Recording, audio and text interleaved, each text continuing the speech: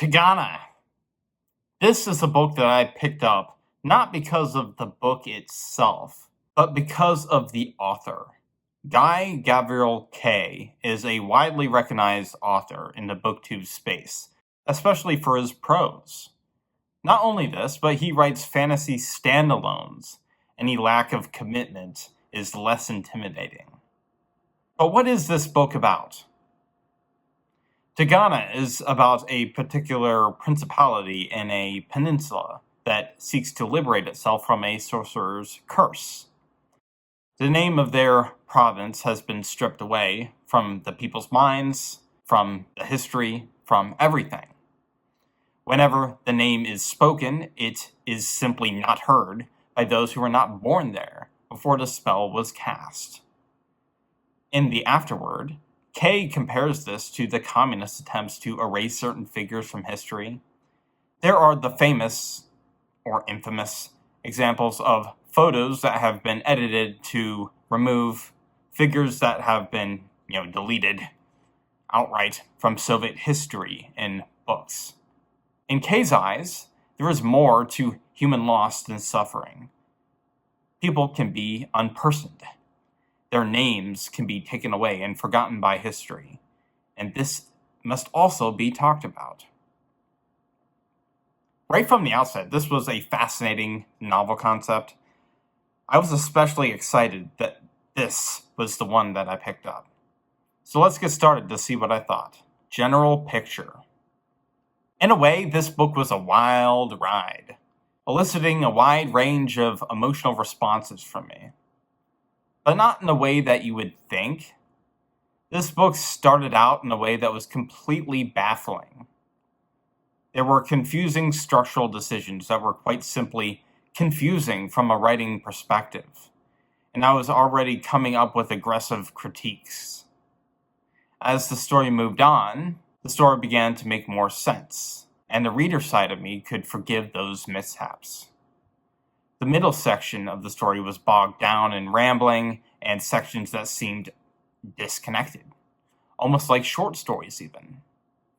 Other parts were covering so much ground that I was simultaneously thinking that Kay was spinning his wheels and covering too much space in too little time. It wasn't until I reached the end that the reader side of me got excited. The threads started to come together, and the climax was actually incredibly exciting. That's the general picture. Structural. World building 1. This book suffers for a number of structural reasons, the first of which is world building. The world building in and of itself is honestly not bad. My main critique applies to the beginning of the novel, namely how certain elements of the story were introduced to the story. And I think this has a profound implication on the story as a whole. It explains why I felt so baffled in the beginning. It will also help account for at least one other problem that I have not mentioned yet. First, this is an almost inconsequential statement. Yeet the prologue. As for the important criticisms, I have to lay out some of the world building here. There are two sorcerers that have taken over the peninsula where this book is set. The peninsula is known as the Palm. They come from separate empires, these sorcerers, and they each have their own ends in mind. Consequently, the principalities that make up the Palm have been apportioned between the two of them. For the last 2 decades, the politics of the region has largely been reduced to these sorcerers squaring off between one another. The actual people who live there are simply under their boot heels. But as I described above, one of the principalities has suffered under a curse by one of these sorcerers. Tigana has had its name stripped from it from the original conquest, because one of the princes there was responsible for the death of the sorcerer's son. This sorcerer is named Brandon. The other is Alberico. Going in, the reader might imagine that this book would be set in the principality that was once Tigana. In the text, it is now Lower Corte. named after the principality just north, its centuries-long enemy. But this is not how the book is set. In fact, the story opens in another principality entirely. We learn about the norms, the politics, and the leaders of Astabar instead. Not only this, but Astabar is not under the rule of Brandon, it is under the rule of Alberico. Remember, Brandon is the sorcerer that is responsible for the crime of stripping Tigana's name.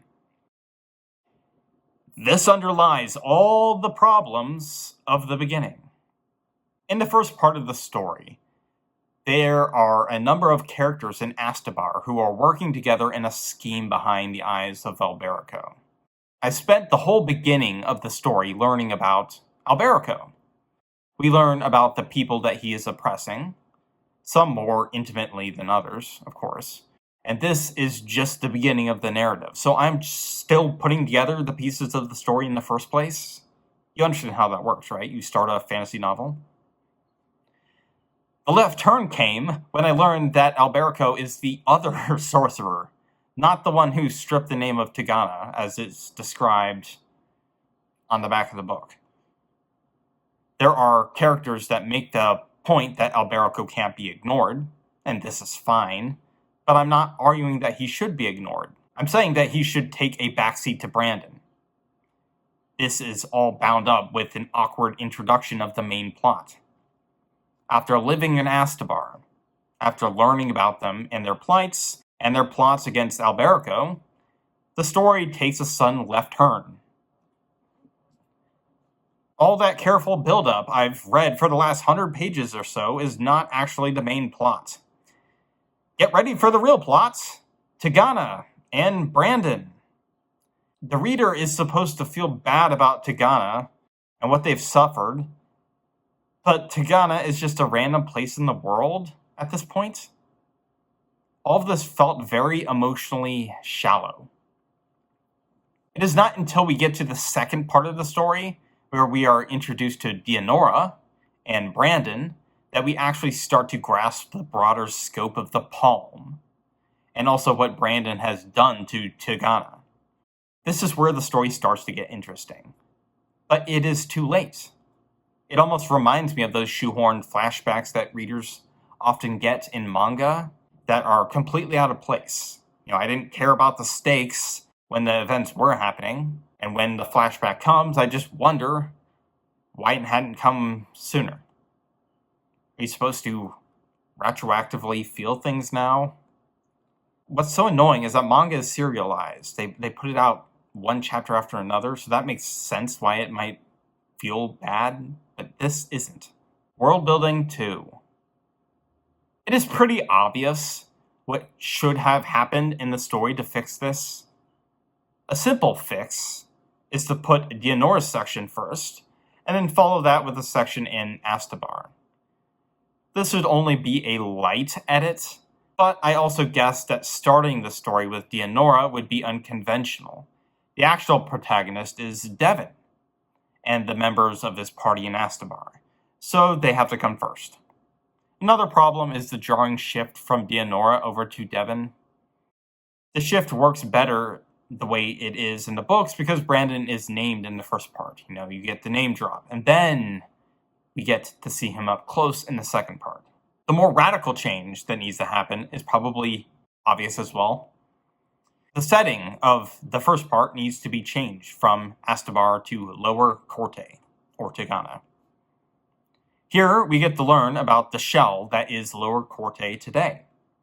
We get to see the material consequences the city has suffered, as well as the spiritual, given the stripping of the name. In the actual story, the bland protagonist that is Devon, we'll get to that, is brought outside of Lower Corte while he was still young. But in the revised story, he could have actual memories there after Brandon's wrath. In fact, if he were unable to hear the name Tigana because he was born too late, that would be a nice touch. His motivations would have to differ from the others and be more heavily weighted on the material consequences that Tigana has suffered, as opposed to the spiritual loss of the name. Those motivations are weak in the story anyway. This would help create contrast and flesh out the characters. The story can then move to Astabar later in the plot to introduce those people and Alberico as an additional foe to be dealt with. The idea that you can't ignore one sorcerer for the other can be preserved. Exposition and side quests. One of the reasons I wanted to read this book is because it is a standalone. But I read this, and I am left wondering if the story could have been longer. Maybe not. I just wanted to throw that idea out there. That aside, the main thing I want to consider is how the story balanced exposition versus side quests. I said in the beginning of this review that the story felt like it was spinning its wheels and covering too much space all at once. Right, two contradictory things, but somehow it happened. In the instances where the wheels were just left to spin, the characters were going on what seemed like side quests at the time. I was often left questioning why the characters were even in a particular location in the first place, and oftentimes the reason is simply to meet someone, but the page count is padded out to add a bunch of random and pointless scenes that serve no purpose. At another point, we had a side character who branches out and helps a number of farmers who encounter magic on a chance meeting. The scene, the entire chapter, was incredibly strange. And while there is an answer by the end, I'll admit that, I kept asking myself the entire time, why is this here? This section almost felt like a short story that simply took place in that world, nothing more. Again, at least until the end. Why was it a chance meeting? There was nothing purposeful about the lead up to their encounter, which makes the final battle seem very different. There was also a lot of exposition. Much of the exposition covers the intrigue that takes place, especially from Alberico's end. Either that or the intrigue that happens in the beginning is unrelated to the main plot. They debate and scheme over who should be appointed where in Brandon's court. But at the end of the day, much of this is irrelevant. Political intrigue only feels exhilarating when it actually embodies the plot itself. The characters should maneuver around each other, and the plot itself is these movements. But a lot of this story is questing and sexing with exposition dumps about the political intrigue, which wasn't that cool, at least until the end. There are also a lot of time jumps, which can be fine and are expected in a standalone, but I felt like this book lost the ability to connect me to some of the characters.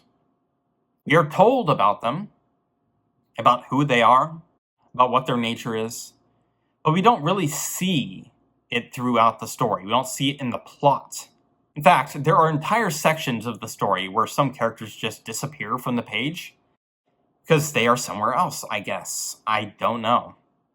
The combination of these two things makes me think the story could be rewritten in a way that actually endears us to the characters, includes more intrigue into the plot itself, and ties in the seemingly random side quests so that they are actually cohesive. It all comes together. The story does come together in the end, in multiple ways, in fact. The seeming side quest resulting from a chance encounter is tied into the end in a very significant manner. I cannot say, in fact, that it was irrelevant. But the fact that it was so important only makes the setup more baffling. But put that to the side. The plot of the story starts to find legs in the last third of the book. I was beginning to learn more about the plans that the characters were putting forth. Indeed, I was beginning to realize that they actually had plans in the first place. Of course, I'm exaggerating, but either way, I do want to emphasize that I really started to change my tune on the story once I reached the end. From a reader's perspective, I was actually really satisfied. As a writer, I would tear the beginning and middle apart for all their problems, but the end was genuinely gripping. I don't think I would change a thing about the final few chapters. This story almost felt like a frayed strand of yarn. We start with a frayed end and slowly move toward a tidy ending, where all of the frayed edges come together. Maybe you'll like that? Characters. The characters are rather interesting overall. I mean this in the sense that some are, in fact, interesting, while others fall completely flat on their face. I think Dianora is by far the most interesting character in the book, alongside Brandon, actually. Alisan is another strong character. There are some interesting connections made with characters like Baird, and there is another character that I can't even mention because of spoilers, but he's another good one. Unfortunately, the latter is underutilized, save for the very end of the story. The most bland character in the story is the main one, Devin. Honestly, don't know what purpose he serves or why he's even there. In the beginning, there was actually a sense of humor about him. But even that seemed to be lost rather quickly. I guess he's just there to ground the reader, and in ways that are more embarrassing than the standard self-insert farm boy character trope. And we'll get to that. Dianora and her connection and schemes against Brandon bring out the most complexity in the story. This is the peak of Kay's writing.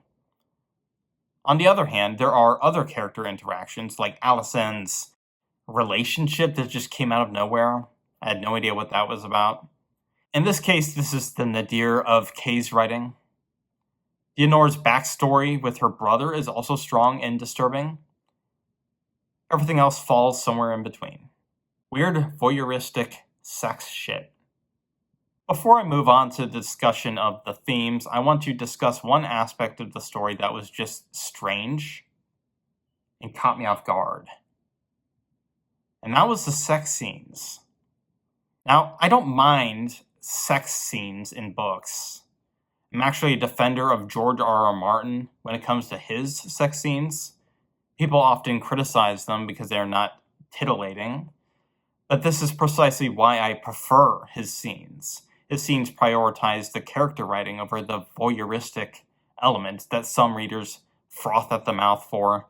Some of his scenes are just outright uncomfortable. But again, that is the point. Sex can be many things, and so he depicts it in all its complexity. In contrast, Kay has countless voyeuristic sex scenes in the sense that they serve no purpose save to titillate. I swear to God, there's one part of the story where they meet up with a woman who is gorgeous to behold. I don't even remember what plot relevance she has, honestly. And she decides to sex it up with Devin one night. There's no reason for this. And they tie each other up in bed and do a bunch of freaky shit. And why? And that's just one scene. In the beginning, a virgin woman fucks a guy in order to distract him, hoping he would not be able to listen in on a conversation. You see, they are hiding behind a secret door at the time. But the logistics of this makes no sense. Were they making no sound?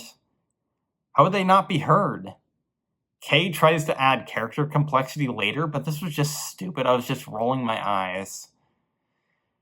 Later in the story, one male character told another that he loved him, and I was fully prepared for them to just strip and fuck right there. But in that case, it turned out to just be brotherly love. I was primed otherwise. I blame Kay. But I guess he presaged the romantasy nadir of the 2020s that we're currently smothered by. Except it's the male version because these people are just hooking up and that's it. Intrigue. I already talked about how the intrigue was mostly exposition. We did not get to see it unfold with the plot over time. There was one exception, and that was at the very beginning. I have to say that the execution of this was profoundly incompetent. A plan fails for no reason other than the fact that a building was not carefully searched or guarded. You would think that this is an obvious step, but apparently not. And the way they talked about it too was just confusing and stupid. Like who bore responsibility for it. It was just so dumb. This was just annoying. I called it fake intrigue in my notes. Themes 1. The main theme of the story, that a people need a name to be remembered by, is interesting. Connecting Stalin's practice of unpersoning people to the stripping of Tigana's name is also interesting. but I think the story is lacking in execution. I think what makes Stalin's idea of unpersoning so terrifying is that it also covers up the material crimes that were committed. In the case of this book, Kay should have emphasized the material crimes first and foremost, arguing that acknowledging Tigana as an identity is the only way to acknowledge and or understand them. In the book, we don't learn all that much about the current state of Tigana, or Lower Corte. The city seems to be shunted to the side, almost like showing it in any capacity defeats the purpose of the novel's theme. But this was the wrong idea. Fixing the plot, like I discussed above, would address this problem for the most part. The second step would have to do with how the theme is talked about. Basically, there needs to be a false history. There needs to be an understanding of why Lower Corte, Tigana, again, is as destitute as it is today. And this needs to be a cover for the real reason. Maybe Kay does not need to come up with an elaborate false history. Maybe he can emphasize how people take for granted the current state of affairs.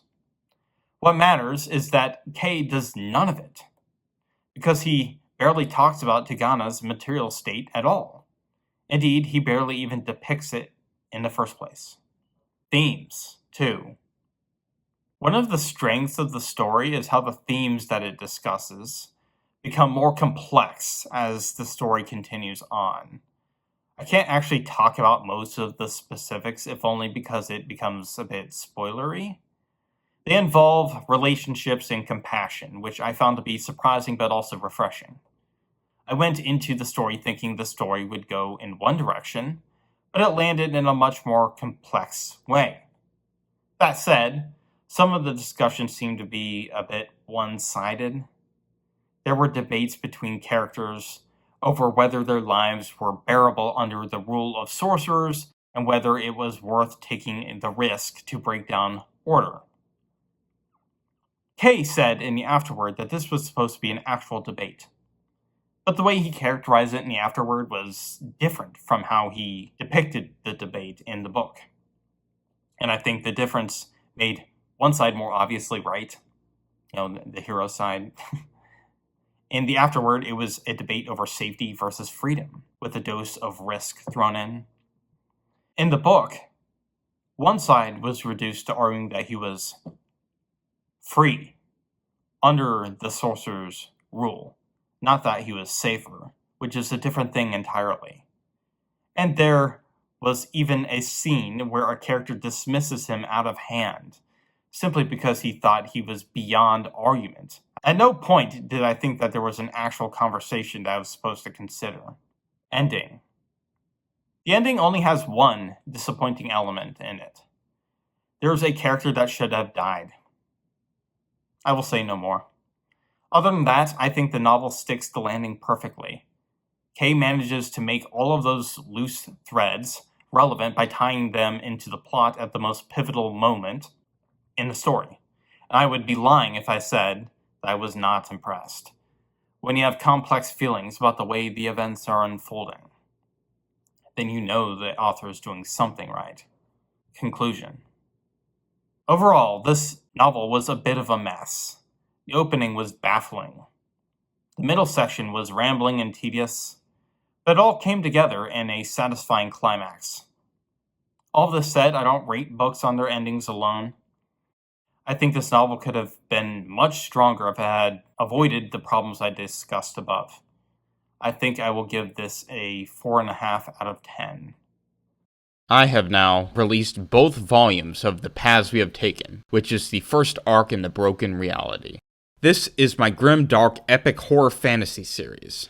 It takes the political intrigue of A Song of Ice and Fire, the abrasive characterization of Abercrombie, the long-term storytelling of One Piece, and the philosophical horror of the Second Apocalypse to explore the human capacity for cruelty.